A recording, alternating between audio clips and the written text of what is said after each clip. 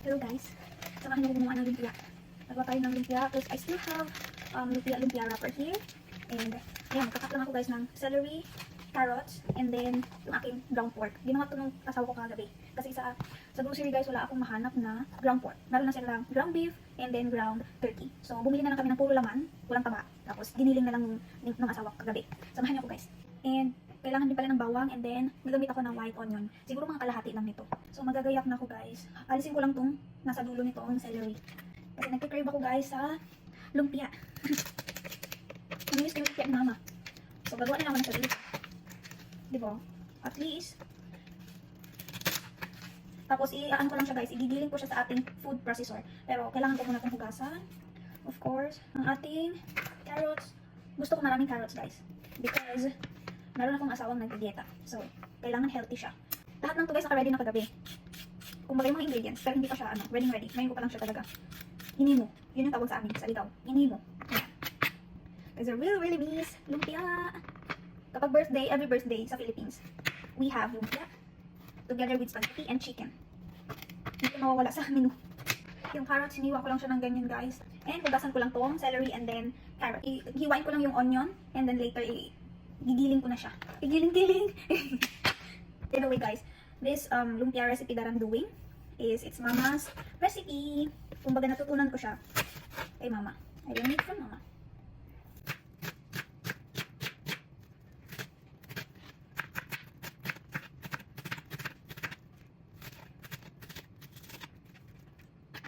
So igigiling ko muna guys itong celery.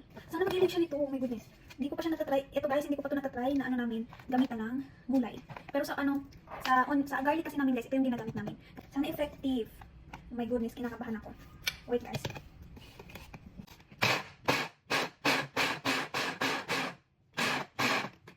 I think gumana naman siya. Let me see. May rice oh. Pwede na ba ito? Isa pa. May konting ano pa. Konting hilot pa. Kung nakikita kasi ako mga streaks pa.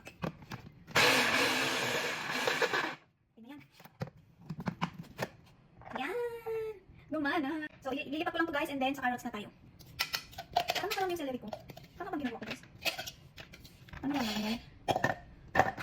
Sabay na natin sa ating. I think, hatiin ko pa siya. Liitan ko pa. Ano? Sumagot kayo.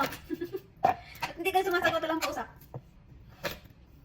Ano ba yan guys? Sumagot lang kayo oh, para may nakakaintindi sa akin. Parang baliw mo.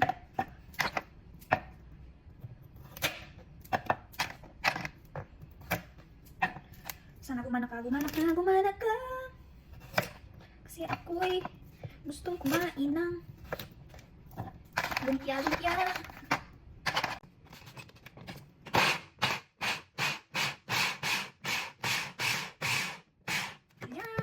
Okay na to.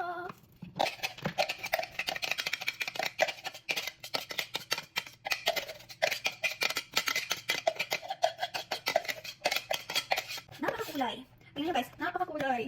Ang ganda. Tapos, ilagay na rin natin yung ating onion. White onion. Parang isang buong barangay yung gagawin ko guys. Parang napakarami yung gagawin ko. My goodness. Kunti lang naman yung natitira kong lumpia. Ay, mahal na sa iba to. Tapos, garlic. Lagay tayo ng garlic. Mga, hindi ito karami. Okay na yan. And then, lagay tayo ng paminta. Brown pepper. Gusto ko maraming pepper.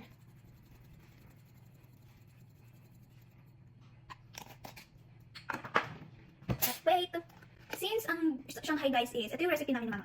Piniprito ang Shanghai or i-air fry mo. Since ayaw natin nasa gitna, hindi luto, i-half cook ko muna yung ground pork. Kasi, alam niyo na, para siguradong maluto or makakain talaga tayo ng lutong ground pork. So, half cook ko muna siya. So, i-half cook muna natin siya guys. Siguro kalahati lang ito ang gagawin ko. Kasi parang marami naman siya to. Yeah, half lang. And yung half, pwede ko siyang gawin pikadilyo. Diba? Philippine style pikadilyo. Hindi naman siya masasayang, basta i-frozen lang. Ayan. Or more than half, let me see. Sinipon ako sa pepper. So yan guys, lulutuin muna natin siya or half cook. Pero nilagyan ko siya guys ng pepper, ground pepper and sea salt. So para may konting lasa na rin ng ating ground pork mamaya. Half cook lang natin siya hanggang sa kumuti guys. Okay na yan. Okay, or a little bit brown. It's okay na. So ayan na siya guys, nagtutubig na siya. Okay na siya. Huwag lang siya masunog kasi ayaw naman natin masunog ng ating pork, yung ground pork. So okay na to and wrapping na tayo after. And by the way guys, after ko ito yung ano natin, yung halo dun sa pork, ground pork. Pinapalamig ko lang ng konti. So lalagyan ko siya ng soy sauce. Mga isang kutsara. Ganyan. Isa't kalahati. Ayan. Tapos lagay din tayo ng oyster sauce. Isang kutsara lang din. Okay na yan. And sea salt. Itong sea salt namin guys, kami talaga gumawa. Sea salt. Mamaya kailangan magprito tayo para tingnan natin kung pasado sa panlasa. And kayo na lang guys mag-adjust if kulang pa talaga sa panlasa nyo. Hindi ko lalagayan to. Puro kasi gamit ko na eh. Ang ano namin. And garlic powder. Konti lang guys. Huwag kayo masyado maglagay ng sobrang seasoning kasi hindi rin naman siya good for your health. Konti lang. Yung karapat-dapat lang.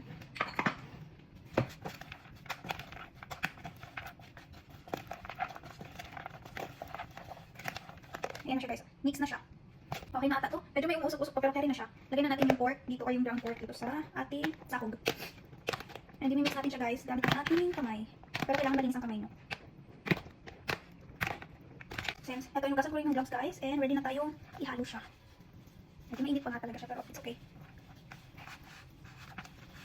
Nilalagay rin pala tayo ng itlog. Wait. Dalawang itlog lang. Or isang itlog lang ata. Tingnan natin. Alam niyo guys itong gawa ko tansya-tansya na lang. As in. Tansya-tansya lang to guys. As long as masaya kayo, gumawa ng kung anong gusto nyo, okay na yan. Medyo nabuubo yung ano eh, yung pork, dapat pala inanok siya. It's okay. Ayan, halo na yung ating, lalagyan ko siya ng egg. Wait, natin siya ng isang egg. Try muna natin ng isa. Ayan.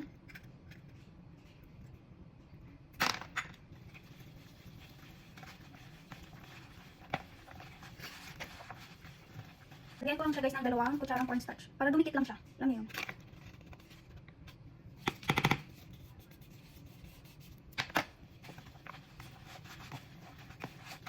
Tapos dagdagan natin siya ng harina. Tansyahan na lang ito guys ha, itong harina.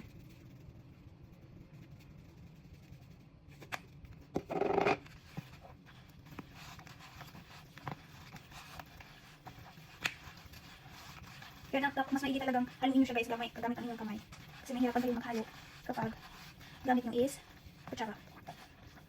Now guys, magbabalot na tayo. I have the spring roll or lumpia wrapper. And then I have here egg wash. And then yung ating papalaman sa lumpia. Tatry muna tayo na isa. You know, just to check if the yung ating timpla is okay na. So, kailangan guys naka diamond harap sa'yo yung ating lumpia wrapper. So, ilalagay lang natin siya. Not in the middle. Okay. Ano boss? Wait nga lang. Ayan, para makita nyo. Ayan. So, ilalagay natin siya dito. Okay? Medyo bababa lang siya, guys. Make sure na malinis ang kamay ninyo, ah. Ganyan lang. And then, fold it. And then, yung dito sa side, go for that. And then, you roll it. And then, yung ating egg. Para mag-seal siya. Okay? Ayan. Ito yung isa sa way kung paano ka gumawa ng spring roll. Yung iba, pahaba lang. Hindi na nila pina-fold sa magkabilaan. So, this is the mama's way for spring roll. Kaya ito yung itatry natin guys. Pipito natin kung tama na yung ating timpla. And huwag nyo siya guys i-dip kapag sobrang init na yung mantika. Kapag nararamdaman nyo okay na, lagay nyo na siya dyan. Ayan lang natin siya na maluto.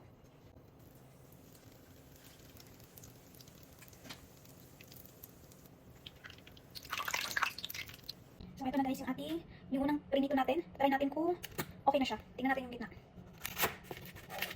Crispy! Ganun siya guys. Ayan. Gusto makita. Ayan. Kita nyo ba? Ayan ang ating lumpia. Try natin kung okay na yung lasa niya. Kasi, kontento na ako sa aking sa loob. Tingnan natin ha. Medyo mainit pa. Pero try ko. Ito maliit na lang.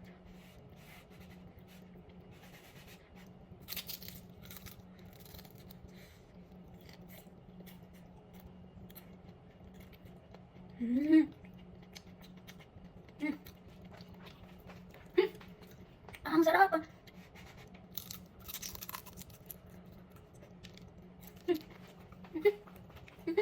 So, okay na siya guys. Babalot na natin sa lahat.